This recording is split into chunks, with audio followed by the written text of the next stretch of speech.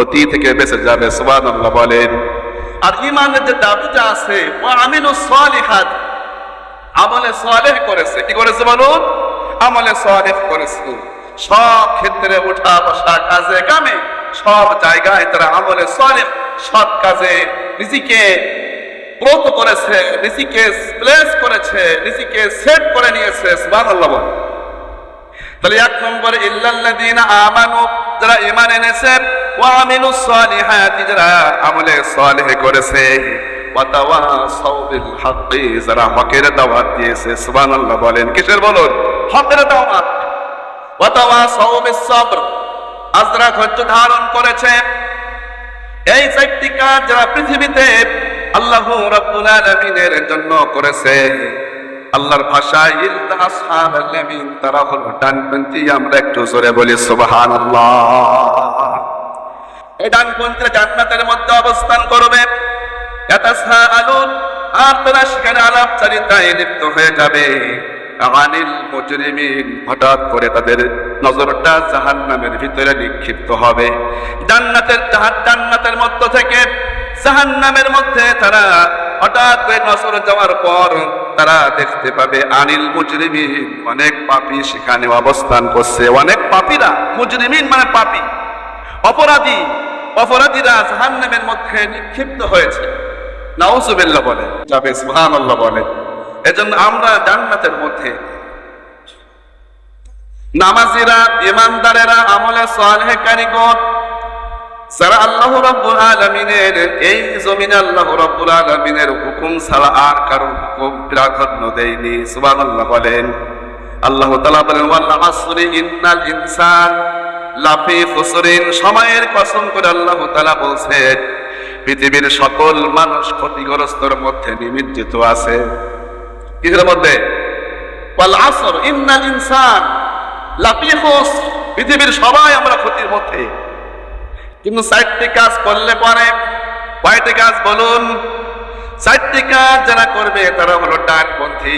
ইল্লাল্লাযীনা আমানু, যারা ঈমান গ্রহণ করেছে, তারা ক্ষতি থেকে।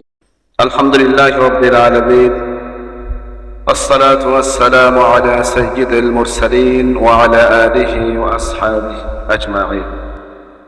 সম্মানিত মুসল্লিয়ানে কেরাম, মুরব্বিয়ানে ইজাম, যুবক ভাইরা, স্নেহের কচিকাঁচা মাসুম বাচ্চাগণ, সকলেই মিলে সে মহান মনিবের দরবারে কালিমাত শুকর আদায় করি, যিনি আমাদেরকে সফর মাসের দ্বিতীয় জুমায় পৃথিবীর সমস্ত রকমের ঝামেলা থেকে ফারেক করে কায় মনোবাক্যে আল্লাহ রাব্বুল আলামিনের স্মরণে রাসূলের সাজা সজ্জিত করে তার ঘরে আমাদেরকে তিনি কবুল করেছেন জুমাবারে। এজন্য বলি আলহামদুলিল্লাহ।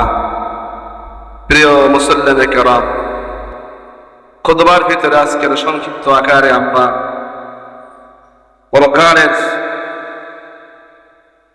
একটু হিসাবের বিষয়ে আমরা আলোচনা করি। কারণ কিয়ামতের ময়দানে সবাই হাজির হবে যার যা আছে তাই নিয়ে, ঠিক কিনা বলেন? এখানে কেউ কারো উপকারে আসবে না।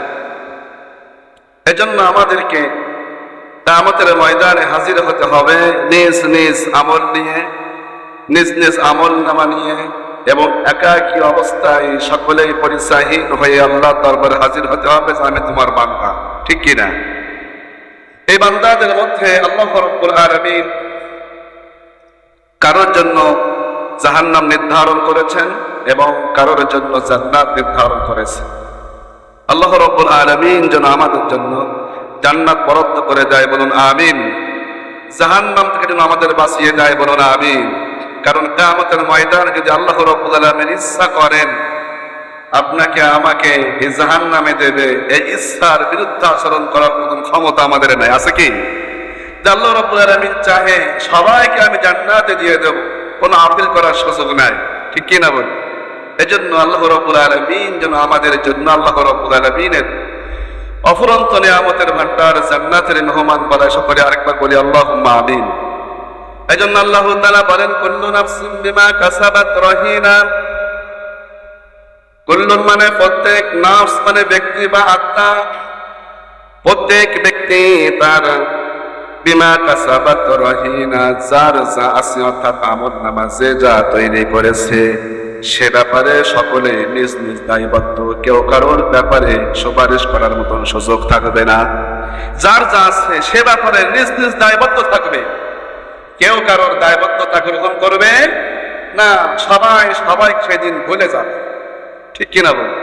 ইয়াউমা ইয়াফিরুল মার'উ মিন আখিহি ওয়া উম্মিহি ওয়া আবিহি ওয়া সাহিবাতিহি ওয়া বানিহি লিকুল্লি ইমরিইন মিনহুম ইয়াউমা ইযিন শাআনুন ইগনি। আল্লাহু আকবার বলি। ইয়াউমা, সেদিন ইয়াফিরুল মার'উ মিন আখিহি, ভাই তার ভাই থেকে মুখ ফিরিয়ে নেবে, সন্তান তার পিতা থেকে মুখ ফিরিয়ে নেবে, পিতা সন্তান থেকে মুখ ফিরিয়ে নেবে। স্বামী স্ত্রীর সমস্ত বন্ধন ছিন্ন হয়ে যাবে, সমস্ত বন্ধুত্ব সমস্ত সম্পর্ক সেই দিন ছিন্ন হয়ে যাবে। সেই দিন সম্পর্কে আমাদের প্রত্যেকের সজাগ হওয়ার প্রয়োজন আছে না নেই? সেই দিন কিন্তু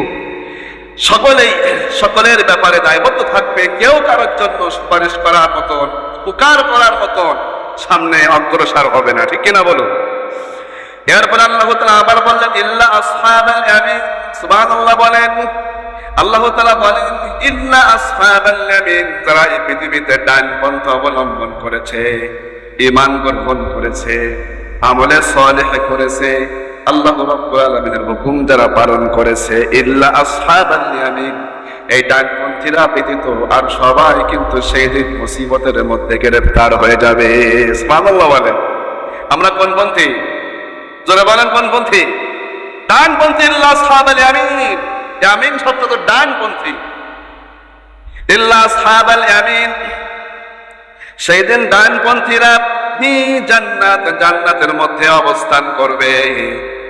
অবস্থান করার পর ডানপন্থীরা সেখানে অবস্থান করে বলবে আতাসাআলু, ডানপন্থীরা একে অপরের সামনাসামনি বসে আলাপচারিতায় রত হবে। সুবহানাল্লাহ বলেন। ডানপন্থীরা কিয়ামতের ময়দানে জান্নাতে যাওয়ার পর জান্নাতের অপরন্ত নিয়ামতের মধ্যে তারা আনন্দ উল্লাসে মতোয়ারা হয়ে যাবে এবং একে অপরের আলাপচারিতায় লিপ্ত হয়ে যাবে।